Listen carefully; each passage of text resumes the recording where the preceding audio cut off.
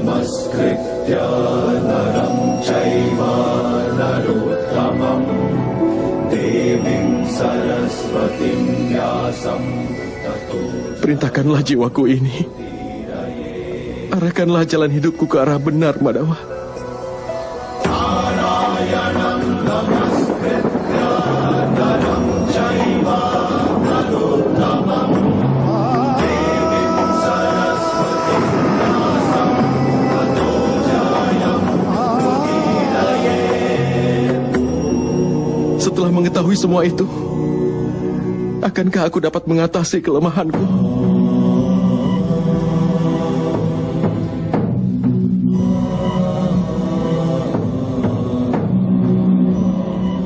Bangunlah, Partha.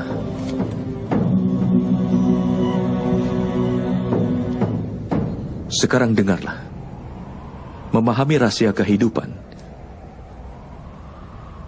berarti juga memahami bentuk nyata dari penciptaan itu sendiri. Memasukkan kepalan tanganmu ke dalam arus sungai Gangga, kau tidak akan mendapatkan apa-apa. Tetapi jika kau membuka telapak tanganmu di arus sungai Gangga, maka air suci Gangga akan dapat dinaikkan hingga ke kepala.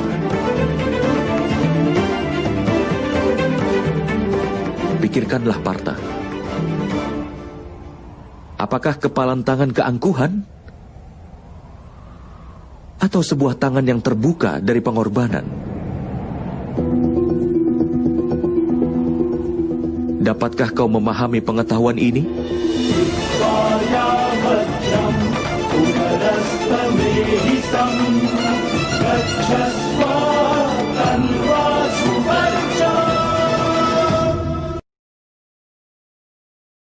Apakah itu kepalan tangan keangkuhan? Atau tangan terbuka dari pengorbanan yang telah kau pikirkan? Dapatkah kau memahami pengetahuan ini?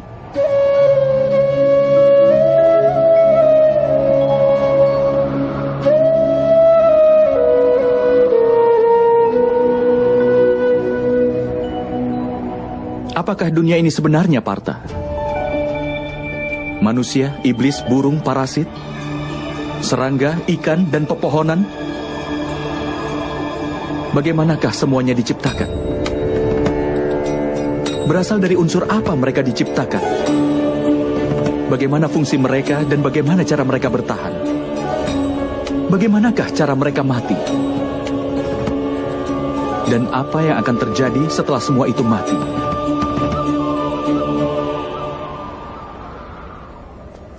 Renungkan akan rahasia ini. Tubuh manusia terbuat dari tanah, Madawa. Air mengalir di dalamnya sebagai darah dan kebaikan. Api memberikan kehangatan pada tubuh, termasuk rongga kosong lainnya yang ada dalam tubuh. Karenanya, tanah, udara, air, api, dan juga ruang. Tubuh terbuat dari kelima elemen dasar yang disebut Pancamahabhuta. Karenanya, Bhisma yang agung, Guru Drona, tidaklah lebih dari tanah, air, udara, api, dan ruang saja. Bahkan orang pintar pun terdiri dari kelima elemen itu. Begitu juga dengan para tirani. Jadi apa yang akan kau rindukan, Partha? Apakah tanah? Tapi Madawa, tubuh ini memang terbuat dari tanah yang juga melambangkan ciri manusia itu sendiri. Semua ikatan mengakar dalam tubuh yang terbuat dari tanah. Tidak, Partha. Jika ini memang benar, lalu mengapa tubuh seseorang akan hancur setelah mati? Kenyataannya, tidak ada satupun yang berasal dari tubuhnya ataupun hubungan yang mengakar di dalam tubuhnya. Sifat dan tingkah laku dan juga amal dari seseoranglah yang menjadi cirinya. Lalu bagaimanakah sifat, tingkah laku dan amal diciptakan? Pahamilah itu, Partha. Kehidupan manusia hanyalah perwujudan keserasian antara sesuatu yang tampak dan tidak tampak. Tetapi sifat dan amal dari setiap manusialah yang membuatnya akan menjadi berbeda. Dasar untuk ini adalah 3 sifat manusia yang disebut triguna. Terdiri dari tamas, rajas, dan satwam. Apa yang dimaksud dengan itu, Madawa? Tamas berarti kebodohan. Menghabiskan hidup tanpa memikirkan, baik atau buruk bisa dikatakan tamas yang berhubungan dengan kebodohan. Seperti halnya kehidupan binatang, yang semata-mata hanya untuk memenuhi keinginan tubuh mereka. Satwam sendiri artinya adalah kebaikan. Ketika seseorang dalam situasi tertentu memikirkan keadilan, kebenaran, dan tradisi sebelum melakukan sesuatu, maka dia disebut sebagai satwam yang berhubungan dengan kebaikan. Di tengah kedua hal itu adalah seseorang yang menguasai ilmu pengetahuan, tapi dia juga tertarik akan nafsu tubuh dan juga pikirannya. Seperti manusia yang hidup dengan keangkuhan, artinya rajas yang berhubungan dengan nafsu. Dengan menciptakan keseimbangan antara kebodohan, nafsu, dan juga kebaikan, maka sifat manusia dapat ditentukan.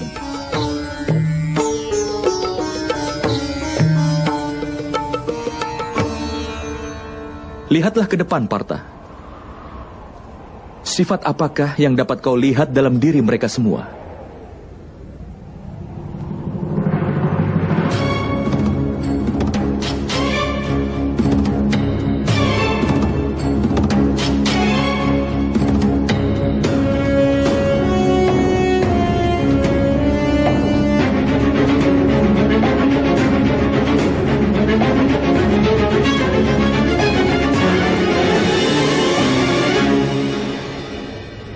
Pangeran Duryodhana tahu akan keadilan, tapi tidak pernah bertindak adil. Hidupnya dipenuhi dengan keangkuhan. Karenanya, dia sedikit memiliki kebodohan. Memiliki nafsu, dan sepenuhnya tidak punya kebaikan.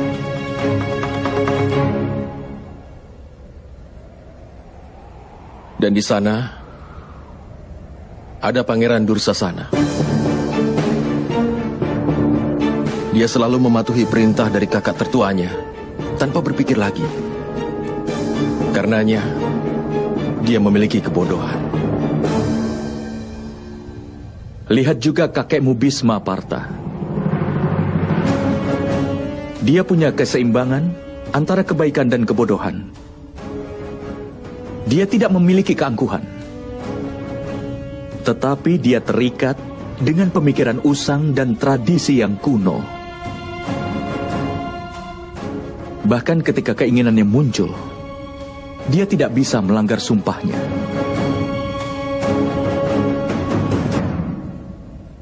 Lihatlah Guru Drona. Dia memiliki baik pengetahuan maupun keangkuhan. Pengetahuan membebaskan manusia, tetapi keangkuhannya tidak membiarkannya mencapai kebebasan.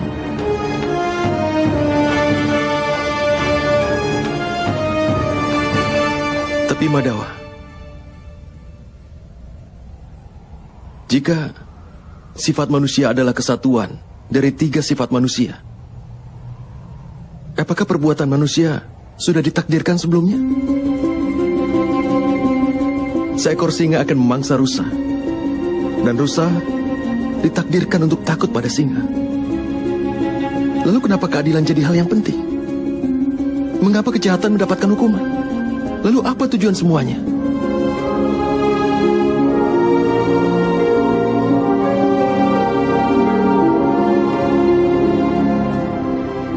Sebuah pertanyaan yang bagus, Partha. Tapi pertama-tama pahamilah apa yang dimaksud dengan manusia itu. Manusia tidak hanya gabungan dari 5 elemen dasar itu. Tidak hanya kelima wujud itu. Panca indera penggerak, dan 3 sifat manusia. Tidaklah hanya gabungan dari ke-23 wujud itu.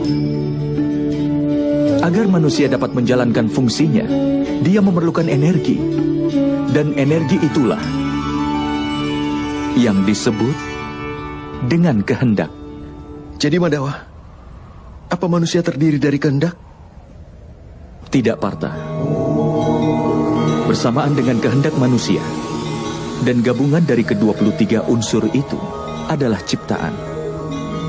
Dan yang berada dalam peringkat disebut manusia ini terbuat dari 23 unsur, yang artinya percikan terkecil dari dewa, yang dinamakan sebagai jiwa.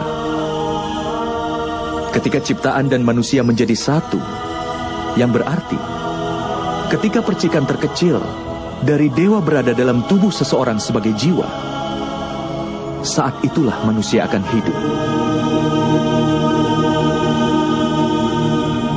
Apa yang dimaksud dengan jiwa, Madawa? Dan apa yang dimaksud dengan memahaminya? Seperti halnya ketika manusia menggunakan kereta. Seperti itulah jiwa menggunakan perangkat yang disebut dengan tubuh. Melalui media tubuh, dia mengalami suka dan duka dari tubuh itu. Tetapi jiwa bukanlah tubuh, Partha. Tubuh masih bisa dihancurkan. Tetapi jiwa tidak akan bisa dihancurkan. Nainam cindati sastrani, nainam dahati pavaka, nacainam kelidayanti apo, nasosayati maruta. Artinya jiwa tidak bisa ditembus senjata apapun, ataupun dibakar dengan api, ataupun dilemahkan oleh air, ataupun dikeringkan dengan angin. Walaupun jiwa berada di dalam tubuh, jiwa itu abadi. Nah hanya mane sarire. Partha, tubuh mungkin saja bisa dibunuh, tetapi jiwa itu sendiri tidak akan bisa dibunuh. Jiwa itu ada di mana-mana, tidak berwujud, tetap, dan dia kekal. Seperti halnya manusia membuang pakaian lama dan memakai yang baru. Hampir sama jika jiwa meninggalkan tubuh yang tua dan berulang kali menempati tubuh yang baru. Tapi Madawa, melalui tubuhku, aku bisa merasakan dunia. Tanpa memahami tubuhku ini, bagaimana aku akan dapat memahami jiwaku? Mengetahui diri sendiri dalam bentuk jiwa bukanlah hal yang tidak mungkin, Partha. Orang buta pun bisa hidup. Seorang bisu pun bisa hidup. Termasuk mereka yang hidup tidak memiliki tangan dan kaki. Sudah jelas bahwa tubuh bukan hal yang membentuk manusia. Ada seseorang yang kehilangan energinya, atau mereka yang hidup kehilangan ingatannya. Oleh karena itu sudah jelas bahwa bentuk ketidaksadaran manusia bukanlah tubuh yang baik. Seseorang yang menjelajahi dirinya dengan cara seperti ini, aku bukanlah indera, juga bukan tubuh, juga bukan perasaan, bukan juga pemikiran, atau bukan juga pendapat. Orang yang bisa memahami hal ini, akhirnya akan dapat memahami dirinya dalam bentuk jiwa.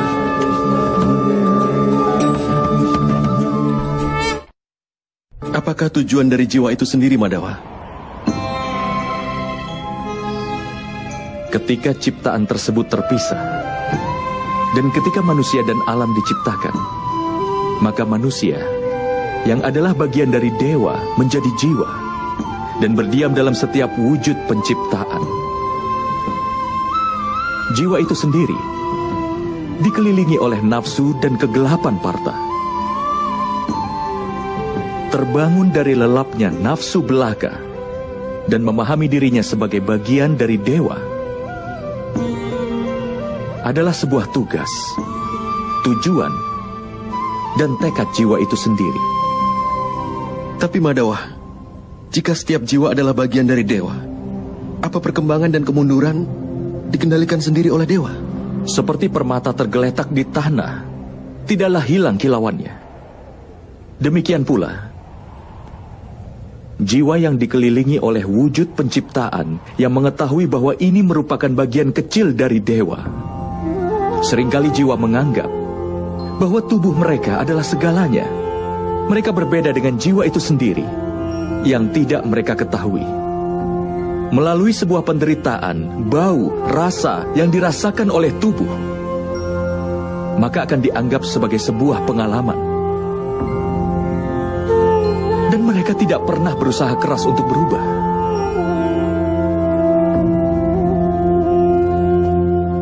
Jiwa yang tidak mau berusaha keras untuk berubah dan tetap melakukan ketidakadilan, mengingatkan dan menghukum mereka adalah hal yang tidak bisa dihindari.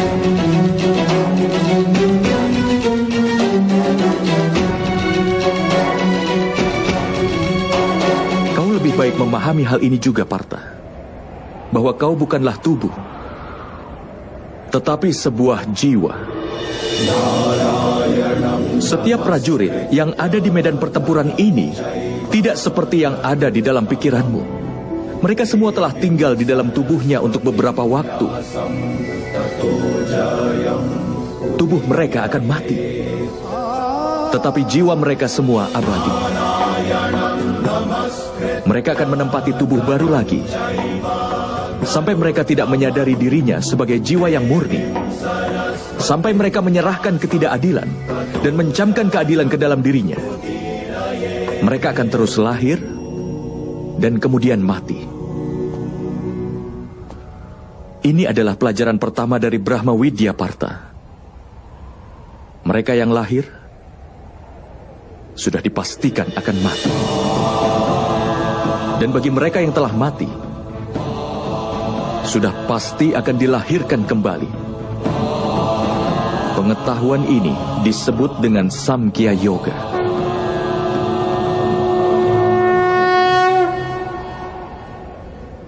Apa keadilan dan ketidakadilan itu, Madawa?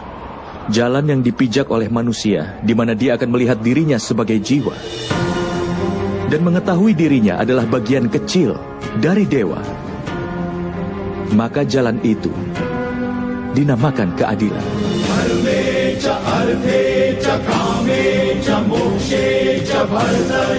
Ketika manusia mengetahui bahwa dirinya adalah bagian kecil dari dewa, maka dia akan mendapatkan pencerahan bahwa dia itu ciptaan dewa dan dewa adalah penciptanya. Tidak ada perbedaan di antara ciptaan dan dewa.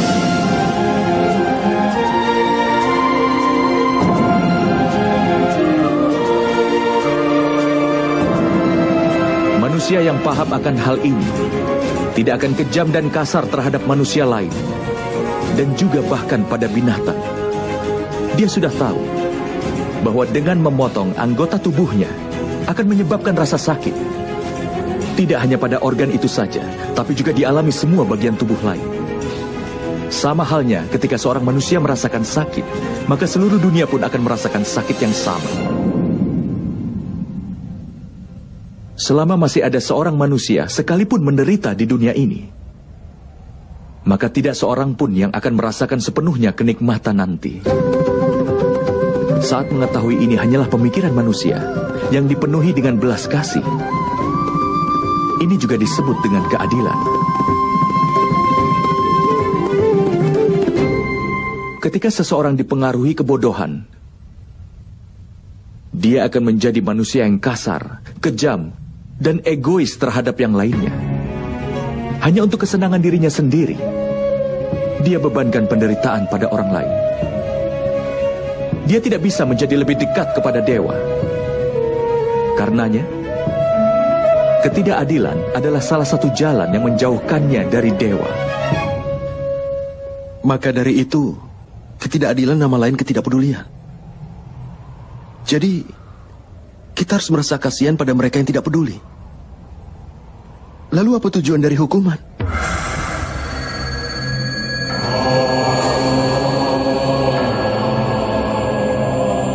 Ketika seseorang enggan mengetahui nilai dari pengetahuan, atau bahkan enggan untuk melirik pengetahuan itu,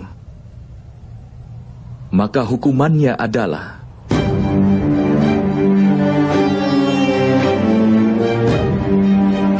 belas kasihan, baik pada dirinya atau orang lain.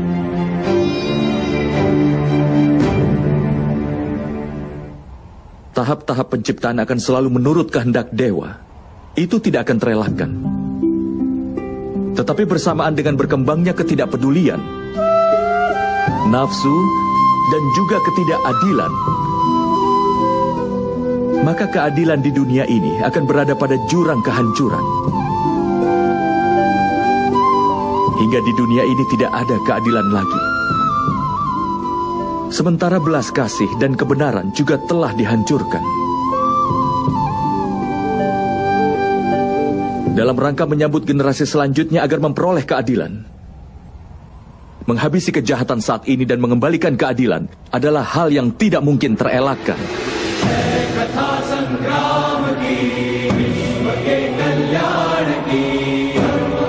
Hari ini keadaannya hampir sama, Partha. Dan kewajiban untuk menegakkan keadilan ada di tanganmu. Mulai sekarang atasilah kelemahanmu itu. Dan kau bersiaplah untuk pertempuran ini.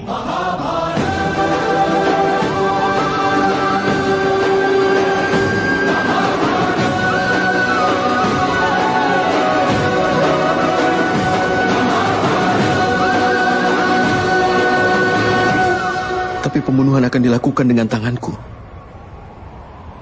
Kalau kehidupan ini harus diakhiri olehku, bukankah itu menghancurkan belas kasih yang ada dalam diriku? Dan jika belas kasih adalah dasar dari keadilan, bukankah jiwaku akan menjadi tidak adil?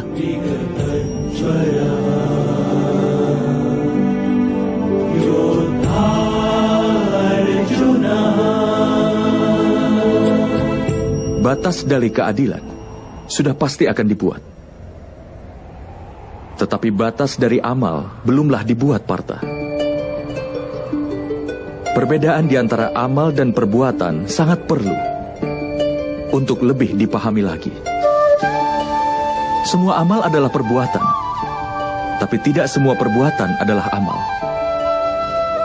Amal adalah suatu perbuatan di mana hasilnya sangat diharapkan. Ketika seseorang melakukan amal dan berharap mendapatkan kenikmatan, kekayaan, dan kehormatan, maka dia terikat pada hasil perbuatannya itu. Ketika amal ditunjukkan untuk mengharapkan suatu hasil, maka dinamakan sakam karma yoga. Dan ketika amal dilakukan tanpa mengharap hasil apapun untuknya, maka itu dinamakan niskam karma yoga. Inilah alasannya mengapa dia harus terlahir berulang-ulang. Kenyataannya manusia tidaklah terikat oleh sebuah amal, tapi rantai pengharapan yang terhubung dengan amalnya lah yang mengikatnya.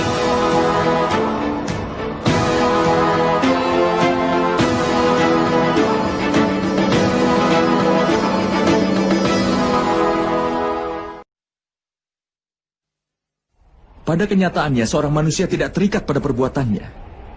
Harapan yang terhubung pada perbuatanlah yang mengikatnya. Bagaimana bisa, Madhawa? Jika kau berharap kemenangan dalam peperangan ini, maka kau akan merasa sangat berduka atas kekalahan.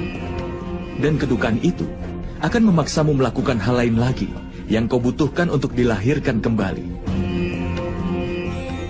Lalu jika ternyata kau menang, kesombonganmu pun akan makin tumbuh. Dan kesombongan itu akan membawamu ke arah kemenangan duniawi. Dia akan membuatmu membunuh, dan dosanya seharusnya akan terikat padamu. Pikirkan hal itu. Jika di dalam pertempuran ini, kau tidak punya kemauan untuk menang, dan tidak takut akan kehilangan, kau akan merasakan kebahagiaan atau kesedihan di akhir peperangan ini. Tidak merasakan kebahagiaan, Madhawa. Tidak pula kesedihan. Karena itu kebahagiaanmu, kedukaanmu, keputusasaanmu, kekecewaanmu bukanlah karena perang ini, harapan yang kau miliki dari peperangan inilah yang menyebabkannya. Bukankah menurutmu begitu, Partha?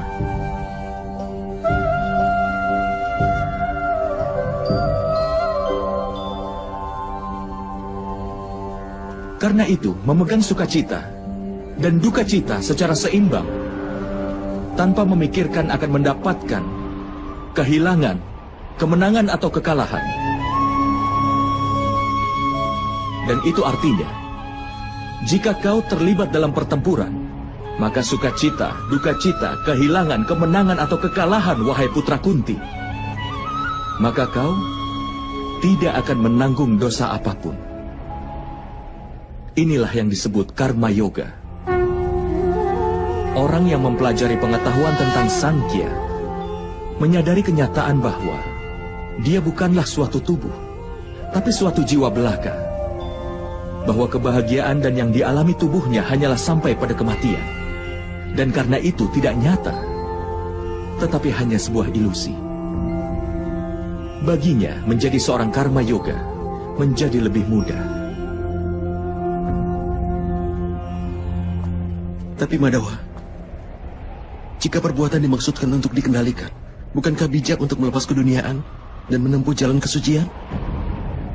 Pemikiran seperti itu adalah satu-satunya alasan untuk perang hari ini, Partha.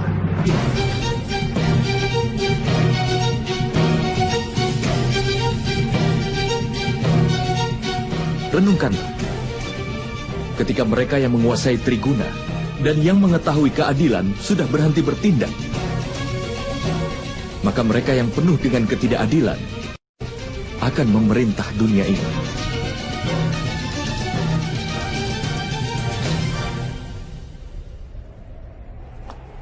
Selama Bhisma yang agung masih belum meninggalkan dunia ini, ketidakadilan tidak akan tumbuh dengan luas hari ini.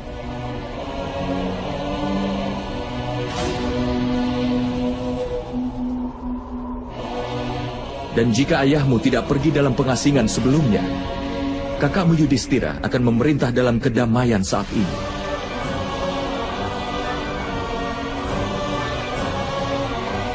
Dan mengajarkan rakyatnya tentang keadilan dan juga kebenaran.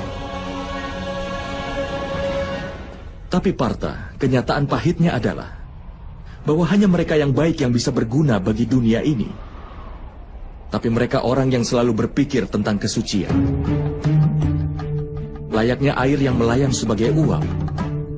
Dan debu yang tetap berada di sana. Sama halnya dengan orang suci dan terpelajar yang meninggalkan dunia. Dan mereka yang tidak adil namun dikuasai kebodohan sudah memerintah dunia. Atas alasan ini dosa-dosa dan ketidakadilan tumbuh di dunia ini.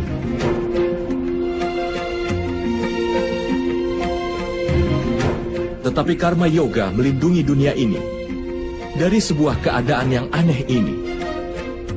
Seorang karma yoga akan berhenti berharap pada hasil, tetapi bukan pada perbuatan itu sendiri.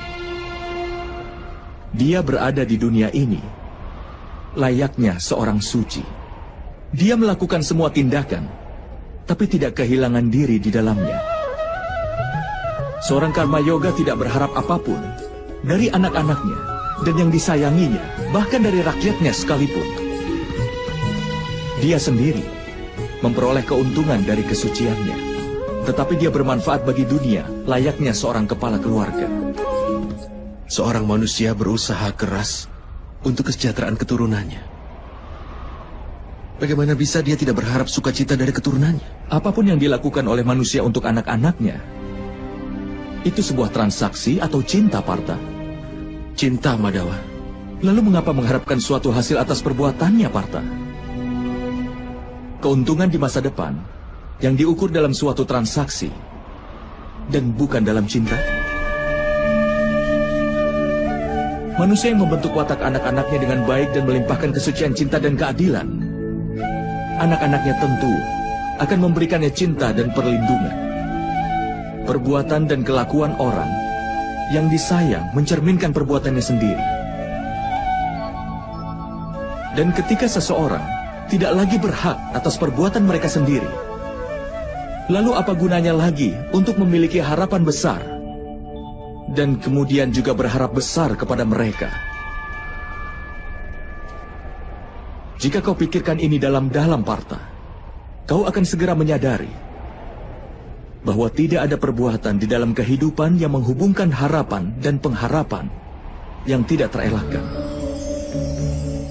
Ketika makhluk adalah dewa, dan manusia adalah bagian dari dewa, maka semua tindakan disebabkan oleh dewa itu sendiri. Seorang manusia tidak akan melakukan apapun dengan sendirinya. Inilah prinsip dasar dari karma yoga, Partha.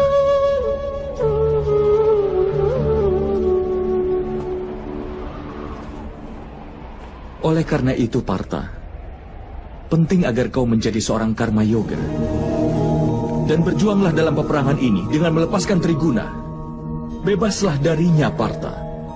Bebaslah dari dilema ini. Pikirkanlah selalu kebaikan, yang adalah dewa sendiri. Dan lanjutkan semua kewajibanmu. Hasrat yang kau miliki untuk mencapai sesuatu, dan pikiran untuk mempertahankan sesuatu yang telah kau capai sebelumnya, atau yang telah kau bangun dalam semua harapanmu, itu harus dihentikan, Partha. Dan bebaskan jiwamu sekarang juga.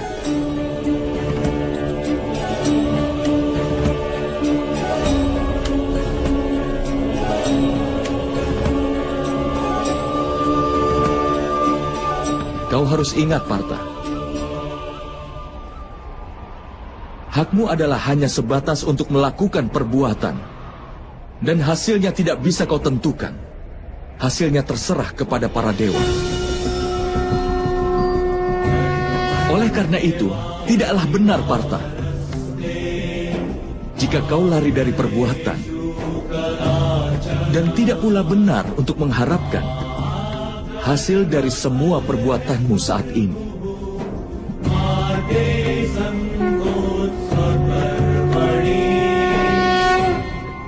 Orang yang tidak mengharapkan hasil, tapi tidak berhenti berbuat baik. Lalu bagaimana seorang karma yoga itu bisa dikenal, Madawa? Dengar, Partha. Orang yang membuang makanan hanya untuk mengabaikan rasanya, pada kenyataannya hasrat untuk merasakan tidak pernah hilang dari pikirannya. Dia pun menghadapi kehilangan 2 kali lipat. Pertama-tama dia menjadi lemah, dikarenakan usahanya untuk mencapai dewa yang tidak terelakkan, tidak bisa dia lakukan. Dan kedua, pikirannya selalu dipenuhi dengan hasrat untuk merasakan apapun. Oleh karena itu, daripada mengabaikan makanan seseorang, lebih baik berhenti berhasrat untuk merasakannya sendiri. Seorang karma yoga mengeluarkan semua hasrat dalam pikirannya. Dia menerima kehidupan sebagai kewajiban dan menjalankan tugasnya. Tapi dia tidak pernah selaras dengan tindakannya. Dan Partha, seseorang yang tidak punya harapan dan pengharapan dari tindakannya adalah orang yang tujuannya akan terpenuhi. Orang yang pikirannya tidak goyah walaupun setelah mengalami kegagalan. Orang yang tidak berpikir bahwa dia yang paling hebat bahkan setelah kesuksesannya. Orang seperti itulah yang disebut sebagai karma yoga. Dan orang seperti itu akan berhasil dalam kehidupannya hingga berulang kali.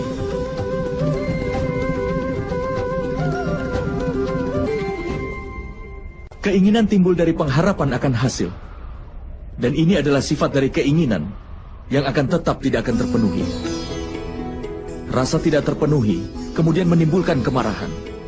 Dan kemarahan akan menimbulkan hasrat. Karena hasrat itulah, seseorang akan melupakan pengetahuan tentang perilaku dan juga interaksi. Hilangnya pengetahuan menyebabkan hilangnya kebaikan. Dan masyarakat menjadi musuh bagi orang seperti itu. Dan pada akhirnya, orang seperti itu akan menemui kehancuran total.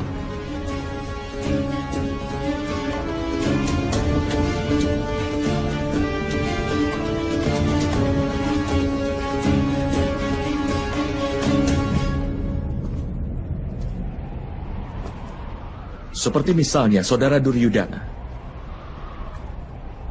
Panglima pasukannya adalah Bhisma yang agung. Harusnya dia musuhmu. Tapi dia mendoakan agar kau mendapat kemenangan.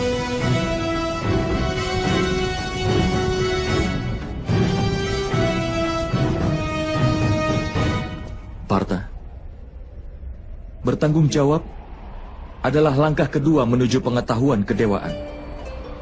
Kuatkan keyakinanmu kepada Yang Maha Kuasa. Kenalilah dirimu sendiri.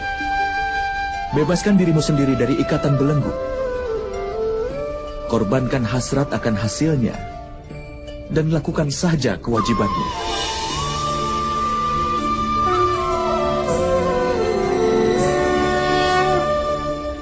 Dengan menguatkan keyakinanku pada Yang Maha Kuasa, bagaimana aku bisa menjadi orang yang berbakti? Partha, dikarenakan oleh Sankhya Yoga, seorang manusia tetap mengingat Yang Maha Kuasa. Dan mengingat Yang Maha Kuasa akan melahirkan rasa pengabdian pada manusia itu sendiri. Dan rasa itu disebut dengan pengabdian. Pengabdian mencerahkan seorang manusia tentang mana yang benar dan yang salah. Dan pengetahuan itu memberinya penglihatan terhadap Yang Maha Kuasa. Orang yang mendapatkan penglihatan terhadap Yang Maha Kuasa, dia akan menjadi orang yang paling berbakti. Dia terbebas dari lingkaran kelahiran kembali dan mencapai keselamatannya. Itulah tujuan utama dari semua jiwa dan puncak dari kebenaran. Tapi bagaimana aku bisa berbakti tanpa penglihatan terhadap Yang Maha Kuasa, Madawat? Untuk bisa mendapatkan penglihatan terhadap Yang Maha Kuasa, singkirkanlah keserakahan, kesombongan, kemarahan, dan juga prasangka. Jika seseorang yang duduk dalam gelap berkata bahwa dia ingin melihat matahari, apa yang akan kau sarankan? Tidakkah kau akan katakan untuk keluar dari ruangan itu dan berdiri di bawah langit terbuka? Matahari sudah ada di sana sebelumnya. Sama halnya, Partha. Alam semesta ini adalah Yang Maha Kuasa. Yang Maha Kuasa adalah segala sesuatu. Tidak ada sesuatu kecuali hanya Dia saja. Seseorang yang melihat jiwanya sendiri akan melihat Yang Maha Kuasa. Layaknya rasa dari sebutir garam tidak berbeda dibanding dengan rasa di lautan. Sama halnya pula, suatu jiwa tidak akan jauh berbeda dari Yang Maha Jiwa.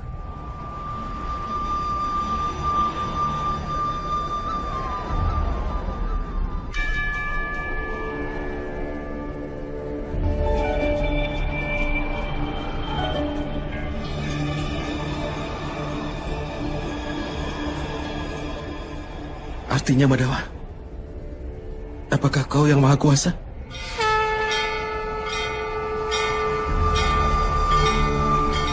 Iya, Partha. Aku adalah Yang Maha Kuasa. Sebenarnya sama seperti dirimu. Tapi kau tidak tercerahkan tentang hal itu. Tidak seperti diriku.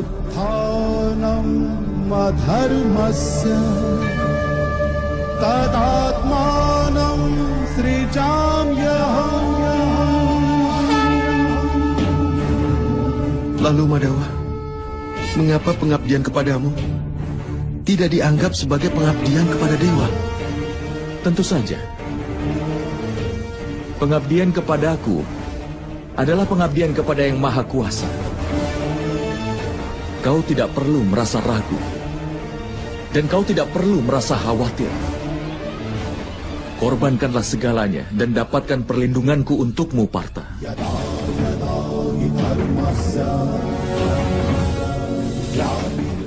Akulah alam semesta. Aku hadir di setiap aspek alam semesta. Akulah matahari. dan akulah bulan. Aku hadir dalam semua rasi bintang dan planet-planet. Aku lebih tua dari matahari, dan sama barunya dengan bunga yang sedang mekar. Akulah seluruh manusia. Akulah kuasa yang menciptakan nirwana dan neraka. Akulah Duryudana. Dan aku juga adalah Arjuna.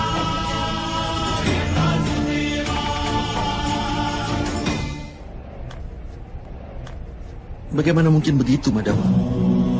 Karena banyak manusia yang telah menyaksikan kelahiranmu. Bahkan ibumu pun masih hidup. Kau dilahirkan dari rahimnya. Bagaimana kau bisa jadi keduanya dulu dan sekarang? Kau menyaksikan tubuh ini. Dan aku berbicara dari jiwa. Aku telah dilahirkan tidak terhitung. Aku juga memiliki banyak perwujudan. Aku telah berada di dalam banyak rupa, dan aku pun telah mati tepat di sini.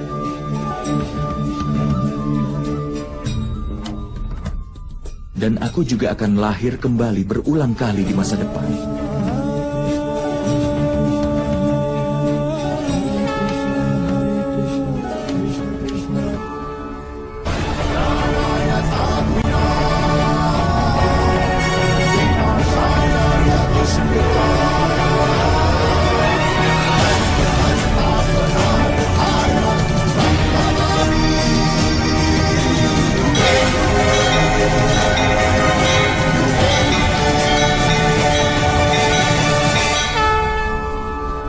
Kapanpun kebenaran terancam, kapanpun yang jahat menampakkan kejahatannya, maka demi menyelamatkan kebenaran itu sendiri, untuk menghancurkan yang jahat dan menegakkan kembali kebenaran, aku akan terlahir kembali. Ini telah terjadi di setiap zaman dan akan terus terjadi di masa depan. Akulah yang maha kuasa. Akulah perwujudan Matsya dan juga perwujudan Wamana. Akulah Parasurama dan akulah Dewa Rahma.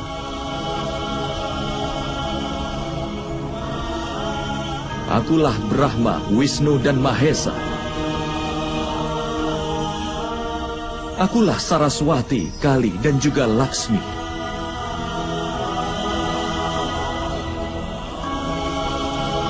Aku bukanlah pria, bukan pula wanita, bukan pula seorang waria. Aku bukanlah tubuh, bukan pula anggotanya. Akulah pengetahuan, ciptaan, alasan, dan keabadian. Akulah segalanya.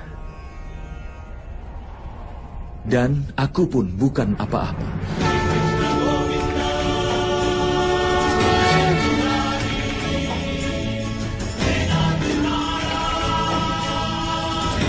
Ini telah terjadi di setiap zaman dan akan terjadi di masa depan.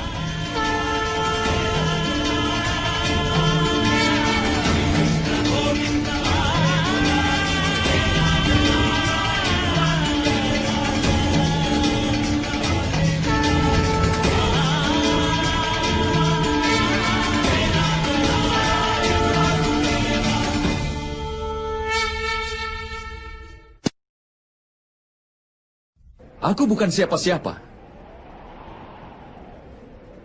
tapi aku adalah segalanya.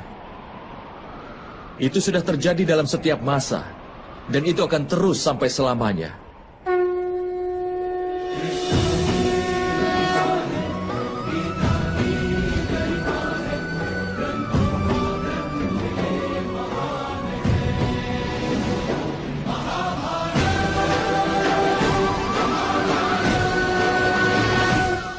Ketika kau merenungkan keberadaanmu, kau akan menemukan dirimu sendiri terhubung denganku. Dan kemudian, sepertiku juga, kau akan menemukan dirimu dalam bentuk yang maha kuasa. Tetapi untuk bisa mencapai posisi itu, sangat penting agar kau mendedikasikan dirimu sepenuhnya padaku. Apa yang kau maksud dedikasi, Madawa?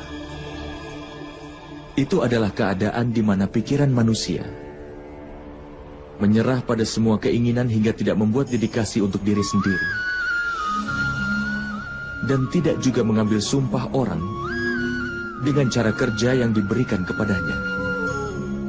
Pada kenyataannya, kalau kau mulai mendedikasikan dirimu untuk seseorang, dan kau melakukannya sendiri, pikiranmu, akalmu, pengetahuanmu, keinginanmu, emosimu, dan segala sesuatu yang kau miliki kepada seseorang, maka komitmen tersebut disebut sebagai sebuah pengabdian.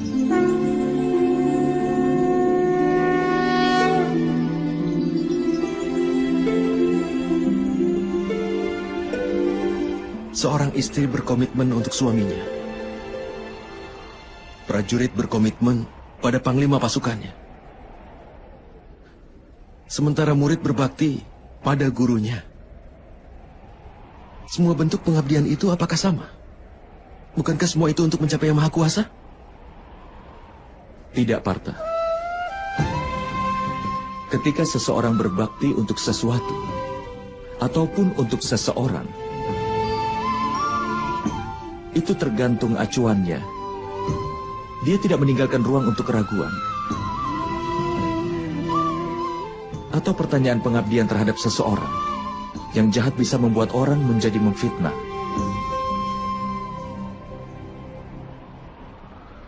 Raja Anggakarna, meskipun tahu apa yang benar, tapi dia berkata salah kepada Pancali di permainan dadu. Wanita yang menjalin hubungan dengan 5 pria tidak lebih baik dari seorang. Dan alasan untuk itu adalah pengabdian Raja Angga terhadap saudara Duryudana. Hukumannya adalah dengan mendapatkan perang ini.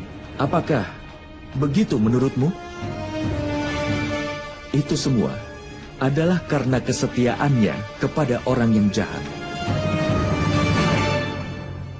Karena itulah perlu untuk mendedikasikan diri pada apa yang benar, yang membuat manusia menjadi benar. Hanya penjahat yang dibelenggu dengan rantai yang terbuat dari besi. Lampu candi diikat oleh rantai yang terbuat dari kuningan. Kemudian juga ada rantai emas yang melingkar di leher kita sebagai sebuah hiasan. Kesetiaan terhadap suami, terhadap guru dan teman, itu hanya beberapa bentuk kesetiaan, Partha. Tapi yang disebut kesetiaan sejati adalah kesetiaanmu terhadap yang kuasa.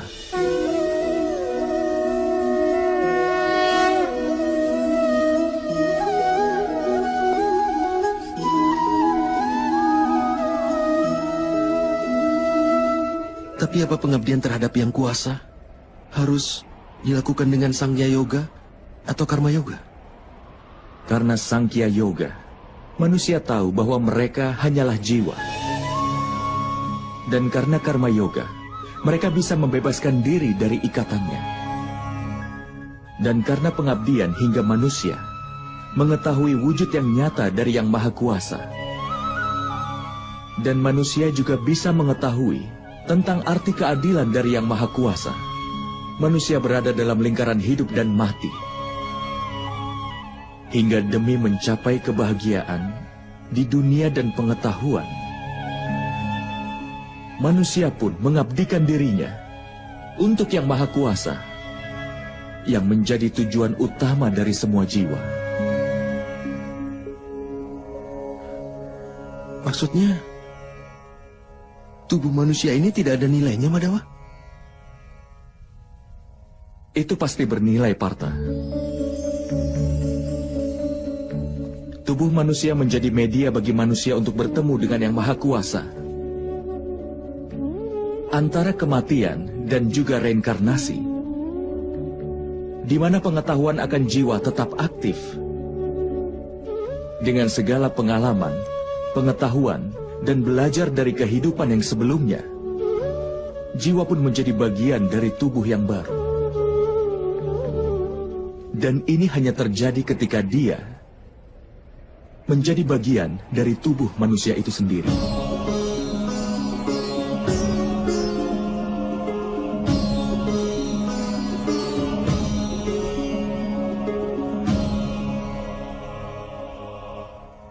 Tapi Madawa, dengan membunuh orang-orang yang hadir di sini, apakah kita tidak menghancurkan kesempatan untuk menyelamatkan mereka?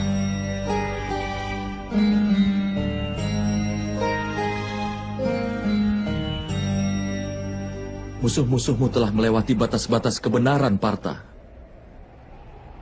Kejahatan telah menjadi sifat kedua mereka.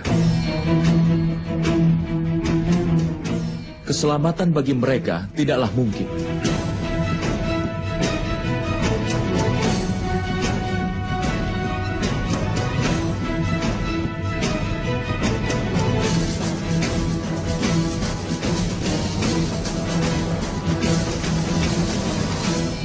Orang pendosa dapat diberikan kesempatan untuk memperbaiki diri hanya sampai batas tertentu.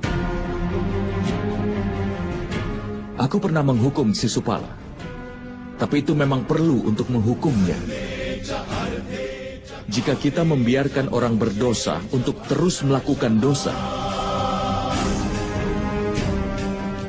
maka dia akan semakin banyak menurunkan lebih banyak lagi kejahatan dan dosa-dosanya.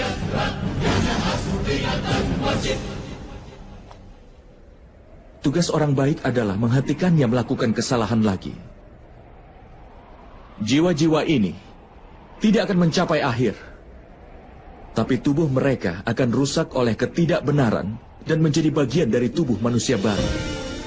Tetapi ada lebih banyak kesempatan lagi dalam tubuh baru mereka. Jika kau melakukan perang ini dengan pola pikir bahwa itu memang pantas, tubuh manusia bagi manusia adalah kekayaannya sebagai harga diri mereka. Mereka yang menempuh jalan kebenaran akan memurnikan tubuh mereka, dan melalui jalan itu mereka akan bertemu dengan jiwanya. Ini adalah hubungan antara Setra dan Setragna. Aku tidak bisa mengerti tentang hal itu, Madawa. Ketika ada yang tahu bahwa tubuh kita adalah seperti bagian dari tanah ini, artinya hanya tempat yang seperti Setra, dan orang yang mengerti tentang tanah tersebutlah yang ada di sana. Karena itulah, maka dia menjadi seorang Setragna. Kemudian lewat tubuhnya bisa mengukur kemajuannya. Jiwa dalam tubuhnya akan menyeimbangkan 3 kebajikan itu. Dengan pengabdian untuk Yang Kuasa, dia bersatu dengan Yang Maha Kuasa. Yang dilakukan seorang pemuja adalah berbakti, bukan pengabdian, Madawa? Tidak, Partha. Itu langkah pertama untuk pengabdian secara nyata. Dalam kenyataan, pengabdian bukanlah tugas, tetapi itu merupakan sebuah keputusan. Sangat penting bagi manusia untuk memurnikan jiwanya melalui doa, penebusan dosa, kemurtadan, ritual yoga, dan juga pembelajaran diri, namun tetap berbakti pada Yang Maha Kuasa. Karena setiap manusia harus mencurahkan semua perhatian dan mengarahkan setiap nafasnya untuk Yang Maha Kuasa.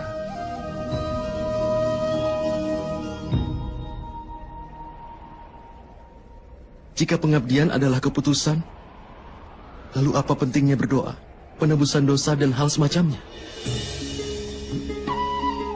Hanya cara dan alat untuk membersihkan dirimu hari ini, dan nanti akan kotor lagi. Pikiran manusia akan tertuju lagi pada Yang Maha Kuasa hingga berulang kali. Karena itulah perlu untuk berdoa, penebusan dosa, pembelajaran diri, dan yang lainnya, supaya kau selalu ingat setiap waktu bahwa hidupmu adalah pengabdian untuk Yang Maha Kuasa. Tidak penting bagian sungai mana yang kau selami. Yang penting adalah bahwa kau bisa menyelam. Hanya ada satu dedikasi dari Bhakti Yoga, bahwa dengan menyerahkan kehidupannya ke Yang Maha Kuasa, manusia harus meneruskan pengabdiannya untuk Yang Maha Kuasa agar dia bisa menjaga kebaikan dalam hidupnya. Lalu apakah kebajikan dan kebaikan itu, Madawa? Tanpa alasan, demi kepentingan diri melakukan kekerasan adalah dosa. Sesungguhnya, anti kekerasan adalah dharma yang utama. Selain itu, kejujuran, tidak emosi, pengorbanan, ketenangan jiwa, tidak menjelekkan orang lain, perasaan welas asih, tidak tertarik kepada sukacita, tidak melakukan sesuatu tanpa alasan, tenang, sabar, pemaaf, dan kesucian tubuh, serta tidak melawan kebenaran dan juga tidak angkuh. Sifat-sifat mulia ini disebut sebagai sifat sattvik, atau sebuah sifat yang mulia. Dengan ini manusia bisa melakukan kebaktian, artinya bisa berbakti kepadaku, sambil menjalankan kewajiban dalam hidupnya, sambil menegakkan kebenaran, dan hidup tanpa mengharapkan pahala dari perbuatannya. Orang seperti itu sudah pasti akan aku berikan ketenangan. Dan setelah kematian, ku beri tempat untuk bersemayam dalam diriku.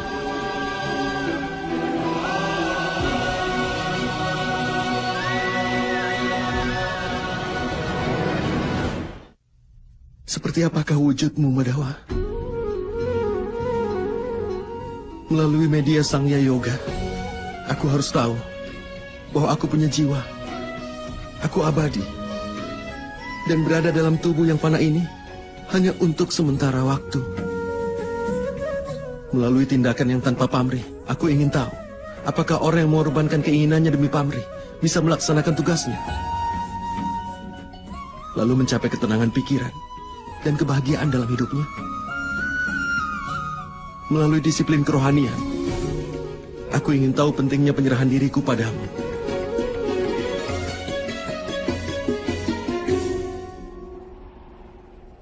Tapi Madawa, kau pernah mengatakan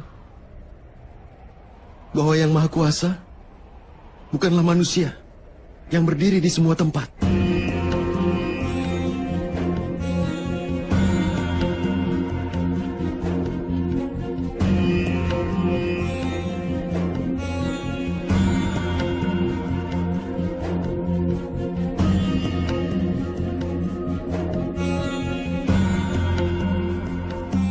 Tapi aku masih melihat manusia yang ada di sini. Hanya manusia, Madawa.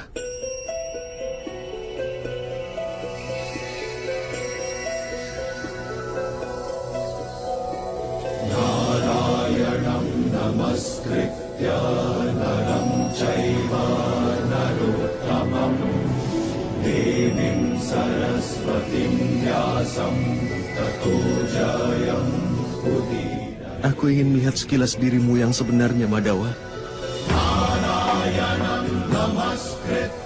Kekuatan, kemasyuran, pengetahuan yang penuh kemewahan, wujud yang kuasa. Aku sangat ingin melihatnya, Madawa. Tunjukkanlah wujudmu yang sebenarnya padaku, Madawa. Hancurkan semua keraguan-raguanku.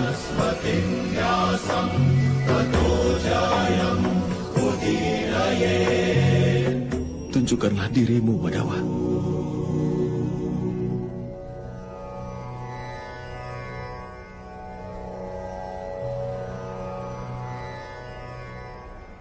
Lihatlah Partha.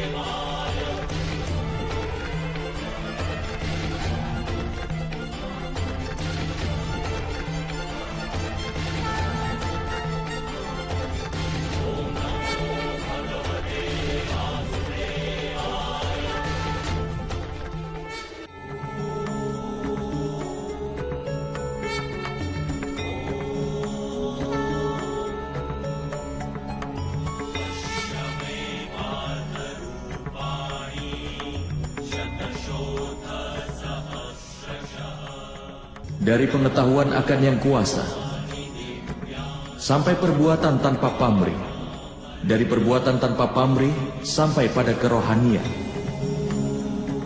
Lihatlah wujud tertinggiku sebagai pengetahuan yang sebenarnya, Arjuna.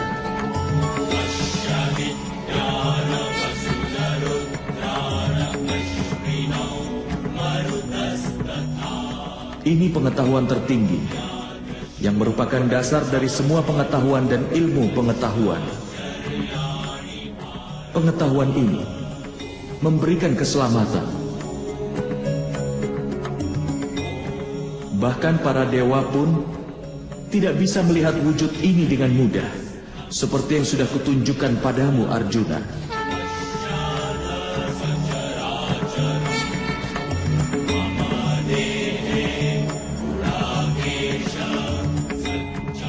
Aku tinggal di masing-masing dan di setiap partikel bumi ini. Di bumi, matahari, bulan, galaksi, dan segala rasi tinggal di dalamku.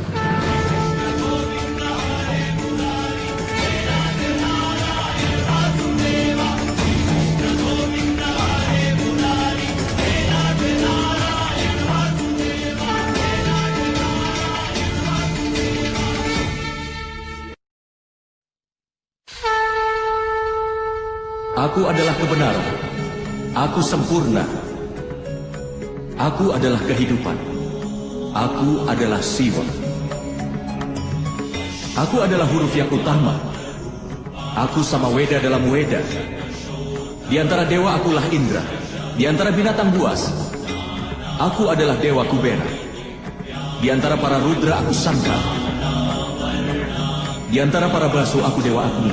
Di antara puncak gunung akulah Sumeru. Di antara para resi agung akulah Pringgu. Di antara kata-kata akulah Om. Di antara lagu akulah Gayatri. Akulah pohon aswata. Akulah kepintaran dalam ingatan. Aku kecerdasan, keteguhan, dan kesabaran. Dan aku adalah kemuliaan. Di antara para Gandarwa, akulah Citrarata. Di antara resi suci akulah Narada. Di antara yang disempurnakan akulah Kapila. Akulah Ucai Suara. Akulah Airawata. Akulah Raja Hutan. Akulah putra Sang Winata. Di antara manusia akulah raja. Di antara senjata akulah Bajra. Di antara sapi akulah Kamdeni. Di antara ular akulah Wasuke. Aku Sesman. Aku Yama. Aku Dewa Baruna. Aku juga Dewa Bayu. Aku juga Dewa Rama. Gangga yang suci. Akulah awal dan aku adalah akhir dari penciptaan. Aku adalah Barma Widya. Akulah Mahakala. Dan Brahma. Kemenangan, gizi, dan keputusan. Aku adalah hukuman, kekuatan, strategi, kesunyian, dan aku juga pengetahuan akan filsafat. Akulah Basudewa, Arjuna. Begawan biasa. Tidak ada yang bukan aku sama sekali. Tidak ada tempat di mana aku tidak hadir. Akulah waktu. Akulah kehidupan. Dan aku juga kematian, Arjuna. Aku di sini sebagai kematian untuk semua orang yang ada di sini.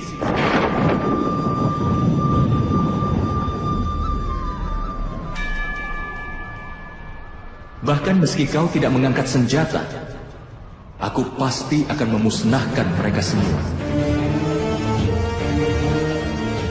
Untuk itu atasilah keinginanmu dan jalankanlah kewajibanmu. Tanggunglah beban akan keadilan. Angkatlah busur gandiwamu dan berperanglah. Berjanjilah untuk perang, Arjuna. Berjanjilah untuk perang.